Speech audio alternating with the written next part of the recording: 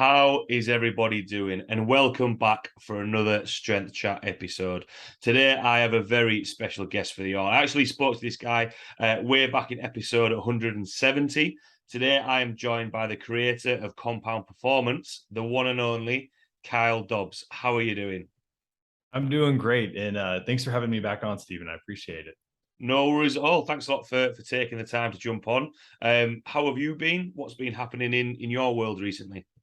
Uh, a lot in nothing. So personally, I've been kind of light on my individual stuff for the summer because I do a lot of the kid transportation for camps and everything else. So I've actually cut down my individual workload, but as a company, we've done a lot, right? So we've changed kind of our membership offering quite a bit and changed the things that we're doing there. And then we're getting ready to go into kind of full app launch on the other business that I've founded and run.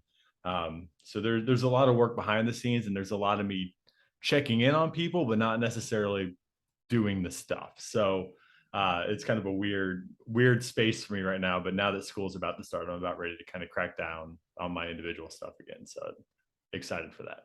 Oh, cool. Because I know obviously with compound performance and a couple of things, obviously like what you've mentioned coming up from there. I think the last time we spoke was sort of just around COVID and of things. Sort of, I know obviously a lot of the work that you do is sort of online, but has everything sort of gone back to relative normality, or has it given you opportunity to do other things? Yeah. So we are completely remote, but we have seen just the difference in the availability for clients, and we've definitely changed our offerings from like our group offering, at least from like a quarterly group to an ongoing membership where we can bring in more guest speakers. We can talk about more new stuff, right? Because we ran a 10-week curriculum for 14 cohorts, so about 3.5 years. And we updated it a few times throughout that process, but we were finding ourselves getting, kind of burnout talking about, kind of basic anatomy and physiology and physics and biomechanics and some of these things over and over and over again. So now with the membership, we've got about 50 hours of just pre-recorded materials for people to kind of dig into. And then we can actually come in and give presentations on things that I think are a little more relevant, to just, again, our interest, but also the interest of the people that are coming in is kind of almost a phase two. Like I talked about concurrent programming last week with our group, both for general population applications, which is great for, and then also for obviously performance-based applications. This week, Matt's talking about load management and some other things. So it's definitely stuff where we can dig a little deeper. We can run more case studies, which is fun. And we're really enjoying it. We're about a month in, 4 or 5 weeks in for that. And it's been super fun. We've got Pat Davidson's our first guest speaker. He's going to be presenting at the end of the month. I know you know Pat. So old friend of mine. So we're definitely excited to get more and more people in and just create a really good environment for people to kind of come in, learn, talk a little shit on the forum and banter a little bit, and have a good time. Yeah. Oh, cool. I think as well, it sounded to me there just more efficient in how you run, because I know, like what you said there about the anatomy and physiology side of things, there's only so many times, there's so many textbooks that say that. Do you know what I mean? Whereas, Oh yeah. the experience that you have, obviously, Pat Davison, there's specialist areas or conversations that you can have from that. Whereas most anatomy and physiology, unless new bones get discovered, Yeah. it's going to be the same sort of thing. So has that freed up more time to be able to do more of those things? It was that direction that you wanted to go anyway? Yes, 100%. Yeah, I think that's where, for us, it's like you can only talk about, fiber orientations and movement planes and things of that, joint actions, whatever, so many times before you just kind of get sick of it, right? And I Mm. think it took up space, right? Because those were, we had, essentially 20 calls, with our groups, and we were spending 4 to 5 to sometimes 8 calls talking about pretty foundational concepts, just from a basic anatomy and physiology and physics perspective, stuff that you can definitely get from a textbook or from undergrad work or self-study. And now we can actually dig into kind of the meat and potatoes of programming and client experience and looking at things that are have a little more depth to them, and I think are even a little bit more novel for some of the people that we're working with. I just think provides a lot more just kind of escalation of people's skills rather than like constantly creating that foundation over and over and over again. Yeah, definitely. Do you think with that, just on a little bit of a tangent there, that there's kind of a little bit more buy-in from the people that you're working with that, so they can work on those things in the background, but then obviously can kind of get more into the meat of the speakers that you'll bring in and the other things that you'll have going on as well? I definitely think there's more excitement about it, right? And it's like we still have all that stuff. We've just got it on pre-recorded modules that people can go back and access, right? So it's like if somebody does have a question about, the lats versus the mid traps and how they work through shoulder extension and scapular retraction and how they differ, like we have a module on that. Like they can go back through the upper body biomechanics, module, and we can talk about that for 90 minutes, worth of call for that. If they want to talk about femoral internal external rotation and what that looks like during a squat pattern or a gait progress or cycle, we have a module for that where they can go back through and hear about it and learn about it and do those things. And that enables us to then talk about like the application and talk about, okay, based on these things that we've already spoken about and you've reread, now how do we apply that to a program? Like who would need something that's more of a lat focused row versus someone who might need more of a retraction scapular based row where we're working more rhomboid, working more mid traps, right? Where would those things differ and how they impact the position of the rib cage and what's happening at the shoulder, right? So those enable us to now look at, say, okay, based on your assessment, based on what you know about upper body biomechanics, where would you apply exercise A versus exercise B for the person in front of you? Like, why would you do one over the other? Why would it matter? Type of thing. And it just lets us, we get to dig deeper and we get to have better conversations, I think, based on that. Yeah. That flows really nicely. I thought you'd look down at the notes that I'd written down then, but Oh, that flows no. that flow that flows nicely into sort of the first question or topic, if you like. The key thing that you said there was obviously application, and I know for me that's a massive way that I learn. Right? Let's learn the information. How can you apply that then to the clients and the athletes that you're working with? From what you've learned, rather than you can learn anatomy and physiology, but that's fine unless you don't know how to apply that to the person that's in front of you. And there's phrases, or I don't know if a buzzword is the right phrase in terms of corrective exercise, or this is going to be optimal or stimulus or anything like that. And I think, from a lot of the content that you've put out there about actually applying it rather than just saying these phrases, why do you think sometimes there's confusion around, trying to use these phrases? And from the people that, or probably the coaches that you work with, do you feel that they have confusion around that as well? Yeah, like I mean, and again, like it's funny. We were joking around just internally, over the last week, and it's like now whenever I see like the word biomechanics in a post, it's almost like a red flag, right? Where I'm just like oh god, this is going to be something that's probably just way too like absolutist or whatever, right? And I think optimal is another word, right? And it's almost like a hot topic word or a buzzword, right? Where everybody's like, oh, this is optimal, this is optimal, this is optimal.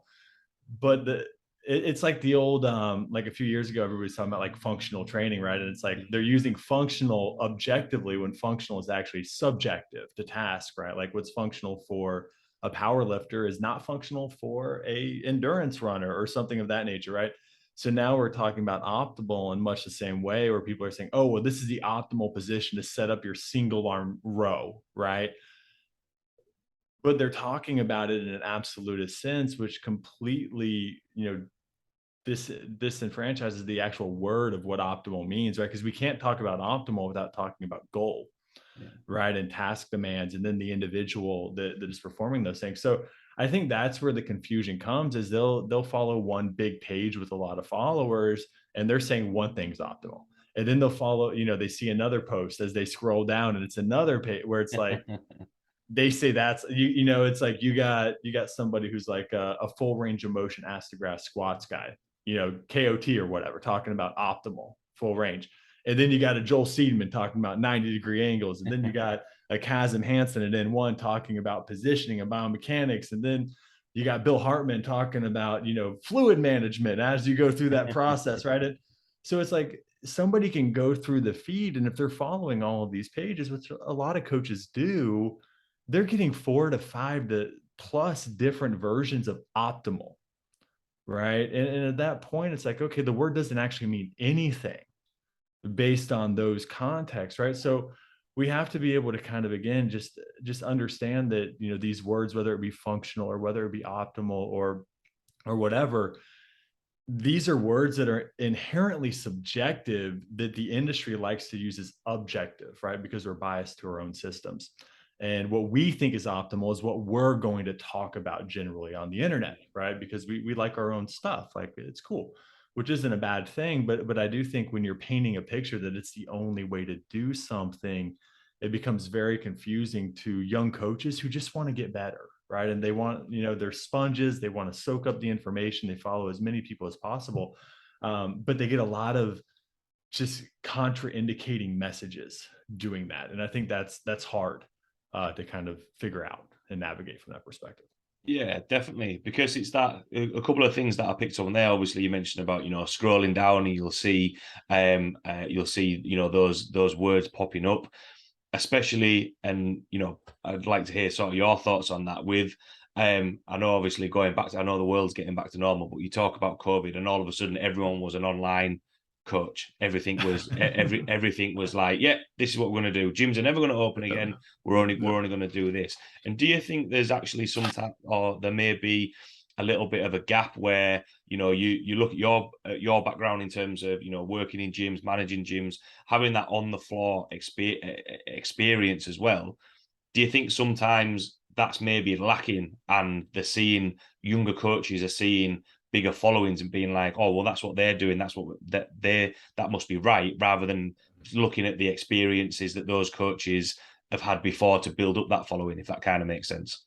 Yeah, it's all theoretical until you're on the floor. That's kind of the problem with, not the problem, but that's the nuance of all this education, right? Where it's knowledge versus wisdom. Like we can all read textbooks, we can watch YouTube, we can follow people online, we can take courses, like we can, mentorships, intensives, all these things, and all these things are good, right? And I think that's where I definitely want to have the caveat that I appreciate that coaches are diving deep into education, because I've been in the industry for 15 plus years at this point, and I've never seen so much readily available information for people and coaches taking advantage of it. Like realistically, the ability to do online courses has changed the game. I think just from an availability of information perspective.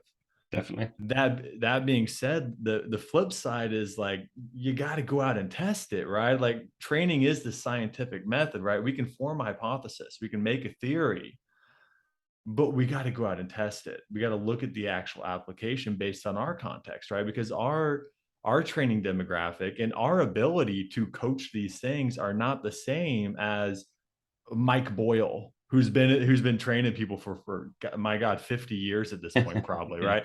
Like, or like a Pat Davidson, or like somebody like that, or Joe DeFranco, who's been training people for 20, 25 years. Like, we don't, as young coaches, especially if you don't have that experience, all the information in the world doesn't make you a better coach without being able to apply it, right? And I think that's where experience, like you have to have this balance between information and experience. And the counter argument is always, well, just because you've trained a lot of sessions doesn't mean you're a good coach. Like, and I get that, right? Like I understand that too. There's a lot of coaches who have a lot of quote unquote experience, but it's not necessarily the best experience, right? So Yeah.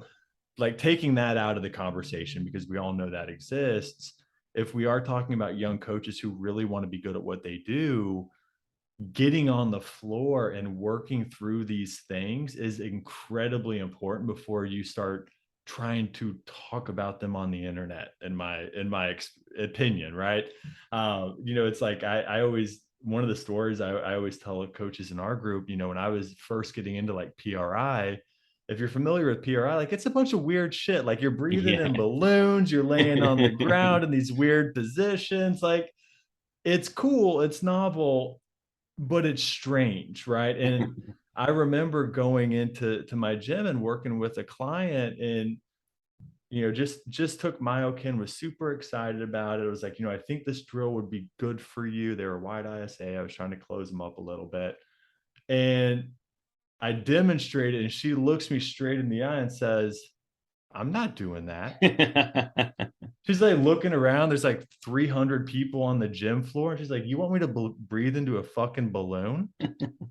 Like, she was pissed, right? Like, she was like, I'm not doing that. Right. And I didn't have the ability at that point to navigate why it would be beneficial to her and explain it the right way. And also just the kind of, I don't want to call it common sense, but like social acuity, right?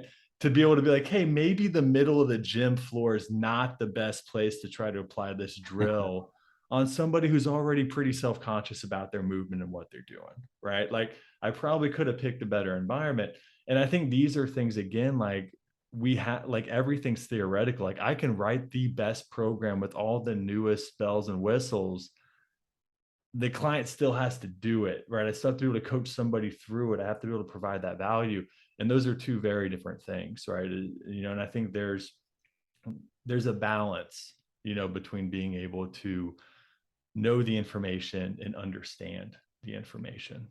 Definitely. Well, when you said there about the PRI, I know for me, a lot of courses that I did as a younger coach, I was like, oh my God, this is what everyone's going to do now. This has got to be Yeah, it's got to be the yeah. best thing from there. But especially some of the breathing drills, like I completely get what you mean. And when you said there about trying to not the right environment to do that type of training or explain Mm-hmm. fully, because in some shape or form, everything works to a certain extent, depending on the Yeah. person that you're working with. Mm-hmm. And obviously, you mentioned a couple of coaches there. They've been like Mike Boyle, probably 50 years of coaching, whereas 100 years of he's coaching for Mike Boyle. That dude's been in the game. He started the game, right? yeah, definitely. And he's changed his thoughts, but kept consistent with the ultimately the results that he's getting. And do you think sometimes that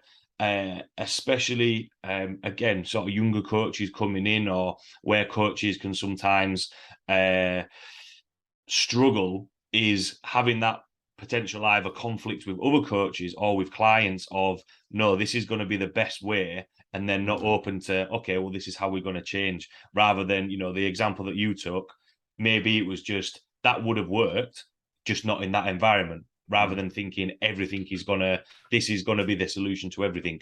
Yeah. Yeah, I think that's the big, because again, like, I've done this with like kettlebell certifications and everything else, right? Like, you take your RKC or SFG or whatever, and come Monday, everybody's doing kettlebell swings. It doesn't matter who you are, right? Like, we're all doing them. This is gonna save, we're saving the world, right? And then you figure out, like, okay, well, some people like this and some people don't. And the people who like it, we can implement it. And the people who don't, we can leave it to the side. That's fine too. There's other things we can do. And I think that's the big thing with coaches is, because most of us are so passionate and emotionally invested in coaching, right? In training, like, we love to do it ourselves. That's why we got into it. We probably benefited from it, whether we were like a past athlete with an injury, or we're someone who lost a lot of weight ourselves, or gained a lot of weight ourselves, or whatever. Like, everybody's kind of got one of these stories where it's like, hey, like, fitness kind of saved me and I love it and I want you to love it too, right? And understanding that a lot of our clients don't necessarily have that attachment, I think, is really important, where it's like, fitness is something they do. It's something they feel like they probably should be doing. It's something, or know they need to be doing, depending on the situation. We have to understand that, like, personal preference is going to play a huge role in keeping them coming back, right? Like, the attendance of training and the training frequency, all these things.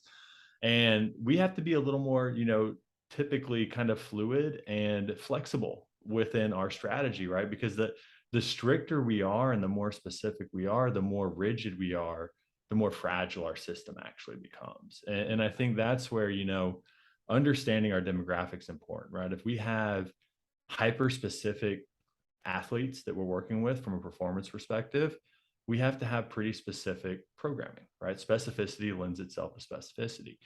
But if we're working with more like general population clients or people who are just more in like even like the hybrid or concurrent realm or whatever, we can be a lot more flexible in the drills and exercise selections and things that we use. And if we can find things that elicit the, the response that we want, that the person actually likes to do, we're going to have a lot more success in implementing those exercises and progressing them over time. And I think this is where just again, like there's very simple things that you can apply just on a daily basis as far as like barbells versus dumbbells, trap bar versus barbell, like single leg versus like bilateral. Like we can play into like what people enjoy doing to an extent that like the return is pretty even in the long run, right? Like, and I think that's something a lot of coaches get kind of really overly rigid about certain exercise. Like, no, we have to be doing box squats or we have to bench press. Why wouldn't we ever bench press? Or no,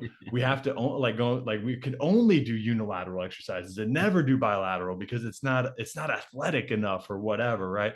And whenever I hear those things, like I'm just like, ooh, like you're probably doing some people a disservice if you're that rigid in your thought process. Because at that point, we're not taking individuals into account if we think everybody needs the same little collection of exercises. Yeah. Right. It's like because I do like I was a Dan John fanatic for years. Like in my earlier days, like that was the man. I loved him. And the whole like push, pull, squat, hinge, carry, like that was what I did. Yeah.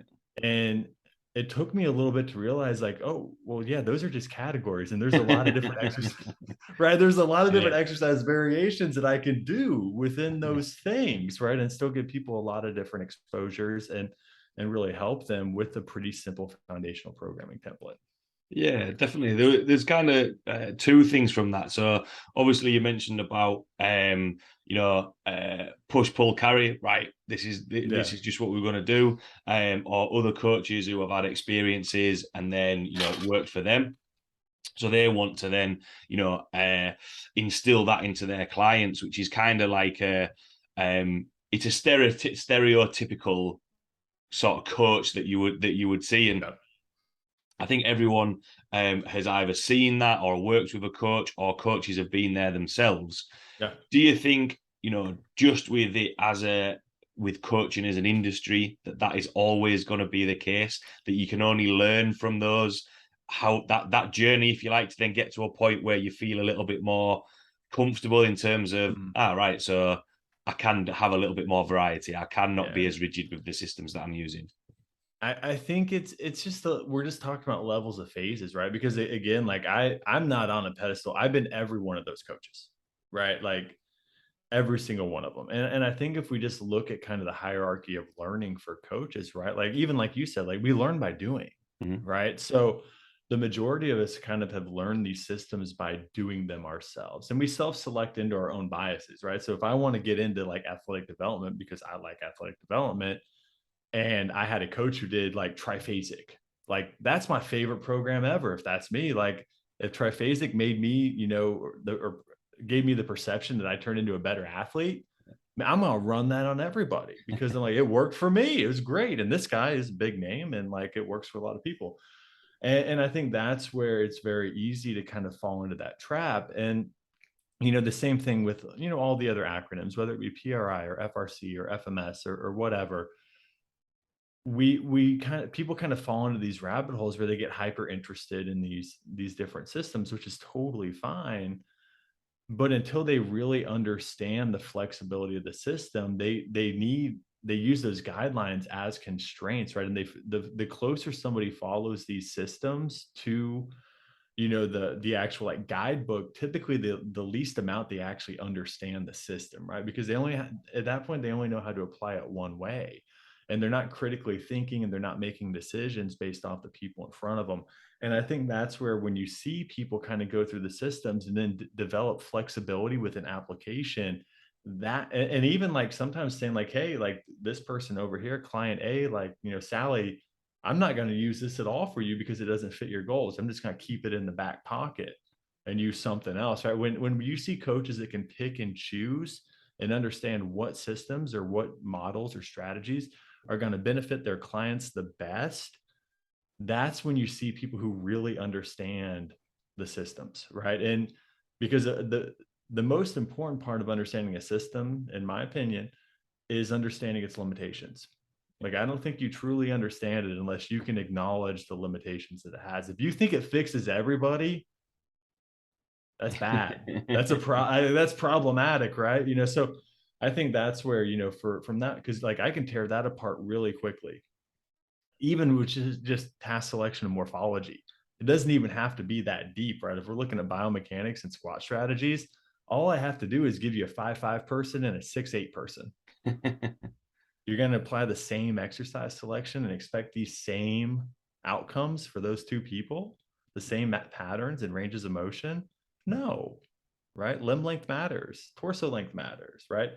So again, like that's where like that conversation, that argument falls apart so fast, but so many people adhere and hold on to it so tightly, from that perspective. And I think that's something where, again, if you're somebody who's really grasping to the system that you're the most familiar with, or you're the most biased towards being the all-in-one answer and the solution for everything, that's where I would, have people do some self-reflection and maybe get to, better understand some of the other things out there and realize that there's a lot of stuff that works. Like you said, everything works to some extent with the right people. Yeah. And I think that's where, again, it's like when I see that level of just bias, that's to say it again, like that's a red flag. Yeah.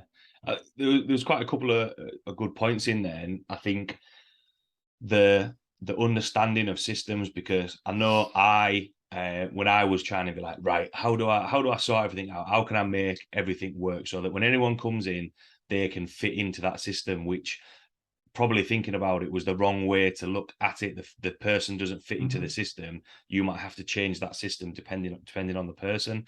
And do you think sometimes, in terms of where maybe younger coaches go wrong, is that they try and apply that system to everybody, and they don't fully understand that the system is, you might have to start something completely different with another client that's coming in, because they might have injuries or whatever it may be, or their movement might not be at a certain level where it's like, all right, okay, so now we have to think of a different way, but still have that same concept, but like what you said, just have that flexibility. Does that kind of make sense what I said? Yeah, and I think that's where, like, again, I see that with primarily with two different types of coaches. And one of them is the young coach who's only learned one system, right? And they're still going through that exploration phase. And it's like they might have come out of school and got their CPT and got, a specialization in FRC.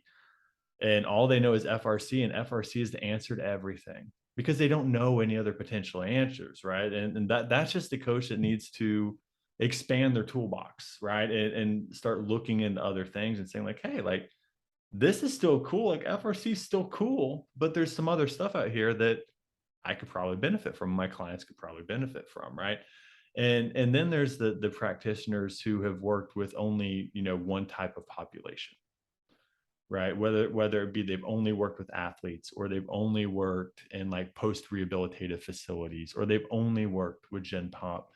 And because they see only one type of population, they see kind of a consolidation of needs from a task perspective or training perspective. So they found one system that does fit their demographic really well.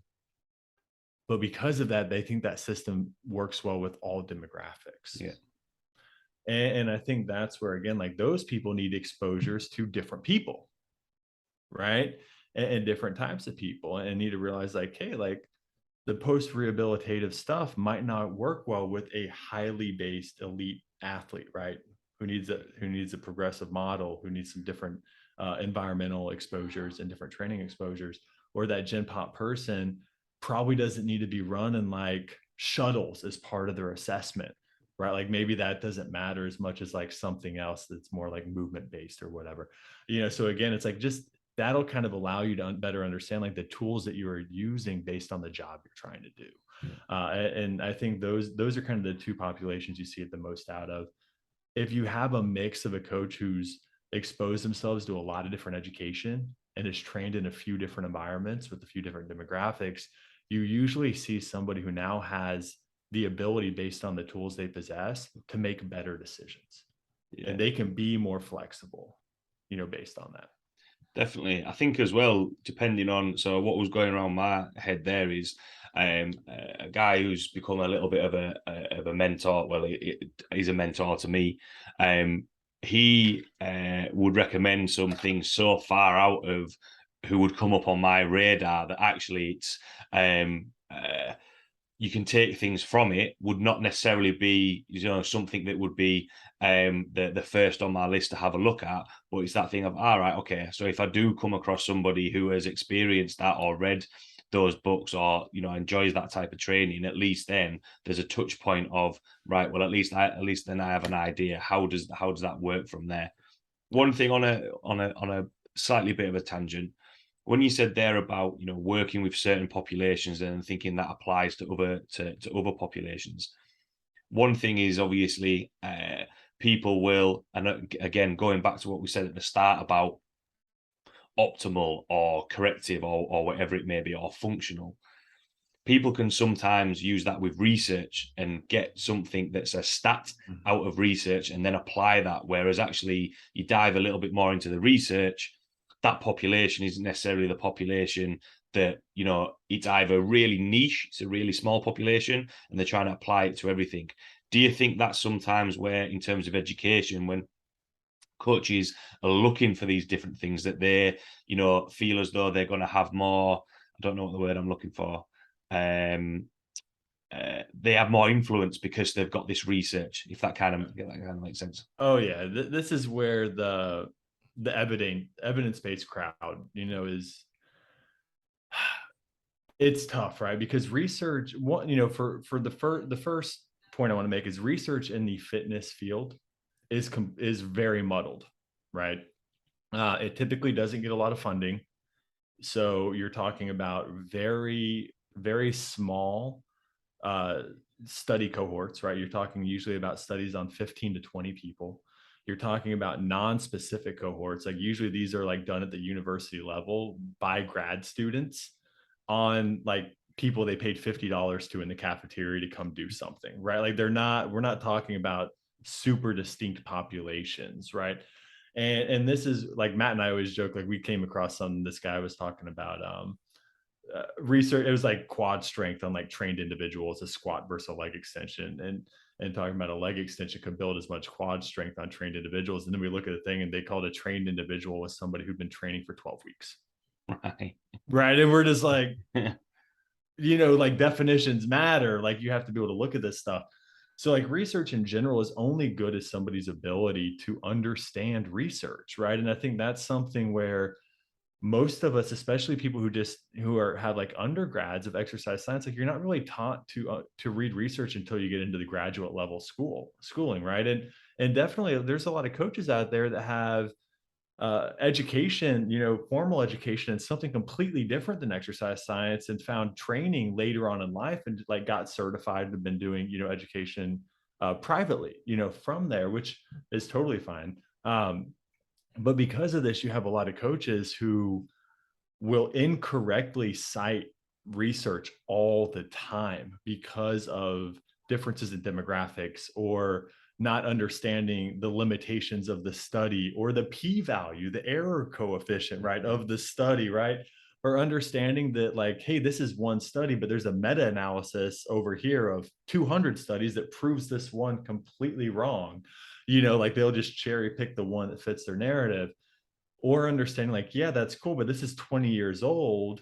And now we have things like force plates and other technology that can actually give us, so it's like there's newer research that actually devalidates, some of this older stuff, right? Like where technology has come around and offered more insight into things, right? Like one of the ones that I always see cited is like even Brett Contreras's EMG studies on the early like hip thrust, where the quad was getting just as much stimulus as the glute on a hip thrust, because EMG doesn't differentiate eccentric and isometric and concentric tension in a muscle, right? So it's like we know that eccentric muscles, lengthened muscles, hold traditionally more tension even than concentric shortened muscles because they're being stretched actively. So he was getting huge EMG numbers off a quad on a hip thrust. So he labeled a quad as a synergist in a hip thrust, right? We know that's probably not the case, right? We know there's probably not a lot of, like, you have tension in the muscle because it's being stretched over the knee, right? But there's probably not a huge amount of quad happening to force hip extension, right? And it's probably a lot of glutes, medial hamstrings, and adductor magnus, right? From that perspective, right? So research can be wrong. Like research, and one of the things that, like, even one of my professors in graduate school told us was, research doesn't provide answers, it provides better questions for future research. And if you really understand science, that's how you have to look at it, and not understand science, but respect science. Yeah. And the people that'll just like pull out a study and put a PubMed reference in the comments, or people can't even click on it, right? It's like they just put it out there. Who knows if it actually even matters? But it's like a clout thing, like you said. Like it adds this like validation level to their stuff because they know in the back of their head, like no one's gonna like try to go back and forth on their phone and type that little like PubMed ID into their phone, and half the people in the industry, or not more, don't even have PubMed access, right? Because they don't have a subscription. So it's something that looks really good, but doesn't always mean anything. And then on Yeah, top of definitely. that, dude, I could find research out there that's been peer reviewed and funded that tells you that breathing's bad for you. Like you can find research on anything. It's not as prevalent on the search archives, but it's like you can back up almost any statement with Yeah. something. Doesn't mean it's right. It doesn't mean there's not conflicting views. But if you want to put a research ID behind and cite your Instagram posts, you can find something that'll do it for you if that's your Yeah, prerogative. definitely. I think the main thing, because why I asked about that, I signed up to Mass. So obviously every month research articles will Mhm. come out, and but it's turned into a blog, and information is written about there. Mhm. So there's actually somebody saying, look, and one thing that you mentioned there is, you know, again, how do we ask more questions from that? So what's the either practical applications or Mhm. what further research is needed, Yeah. which kind of makes you think, all right, okay, so this is like the ballpark and how it goes from there. And that kind of ties into, everything that we've chatted about today in terms of, having a little bit more of an understanding. How can you actually apply it to the person that's in front of you rather than, thinking it's a one size fits all. Yeah. And that goes to the last question that I like to ask. Obviously, quite a lot of topics that we've chatted about there. But for everyone listening, what would be your take-home points or words of wisdom? I think words of wisdom wise, my biggest thing is, don't get locked into one view. Like be open to interpretation, be open to other views. Social media, especially. I mean, as someone who's been in the game longer than smartphones have existed, and definitely longer than Instagram and TikTok have existed, um, there's never been more dogma and tribalism, in the industry, right? Where people really are clinging to these groups because it's comfortable. It gives them a level of comfort and validation, and they feel good because other people agree with them, and now they like their posts and they comment on them. They're like, awesome job, brother. And it's like, cool, you have all the same acronyms after your name that I do. Of course you think I did a good job, right? Like, that you see this now and it makes you feel good, right? Like it's a dopamine kick. And I think that's like, those things aren't bad necessarily, but you can't let them lock you into an echo chamber where you just pretend that nothing else exists. And because your clients might need something else, right? And I think that's where, one of the things that we always kind of look at, if you're going to be practicing a system, and inherently what also happens is people will talk bad about the competing systems because it's also a business. And if you're talking bad about other systems, like you need to take those systems and understand them if you're going to talk about them. And I think that's where, again, it's like I'll see stuff all the time where people are like, oh, ABC is a crappy model and doesn't apply to whatever. And I'm like, oh, cool. Like, when did you take it? Like, oh, I've never taken it. I'm like, so what do you know about it? And like, well, what I saw on the internet, I was like, oh, the internet's always right. Cool, awesome, right? And it's just like, people, it's just like anything else. Like people will talk bad about things without actually understanding the thing at all, right? And I think that's where it's like just exposing yourself to as many different models as possible will help you create a more coherent one under, at yourself, right? And that's something like Pat and I have talked about in the past. Like experience a lot of different shit, and that'll allow you to kind of zoom out and understand that a lot of stuff does work in the right context, and that enables you then to zoom into your context and see what's going to apply to the people that you're actually working with the best. So zoom out, zoom in, right? Experience these things. And I think that from a takeaway perspective, I think it all kind of models around that, right? Like understand that when you see things and you see these buzzwords like functional and optimal and whatever, these terms are only like they're all subjective to one thing, right? So when somebody says like this exercise is functional to whatever, that doesn't mean it's functional across the board. Optimal, the same thing. It doesn't mean it's optimal across the board.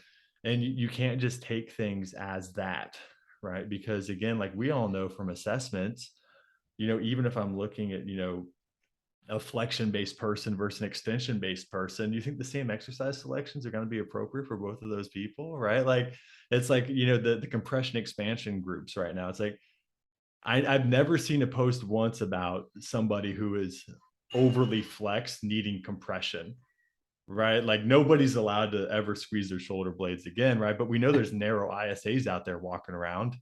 So they're just going to do the same exercises as the compressed people. That doesn't seem right. So again, it's like looking at like these groups, it's like, okay, like we need to understand that if we're going to talk about one extreme, there's people all across that continuum. And the same exercise selections might not apply all the way across either, or be optimal, for everybody, right? Or for every goal, for that matter. So, it's like when we look at exercises, they need to be applicable to both task selection and the individual performing them, right? Because you have two other big variables there. It's a triangle, right? A hierarchy of need is within that triangle to create the better, the appropriate, exercise selection. And then talking about, again, we haven't even talked about the application of the exercise itself from a load management, reps, intensity, volume, whatever perspective, right? So it's like, that's the first most basic level of understanding training. And a lot of people aren't talking beyond that. They're Definitely. not digging deeper.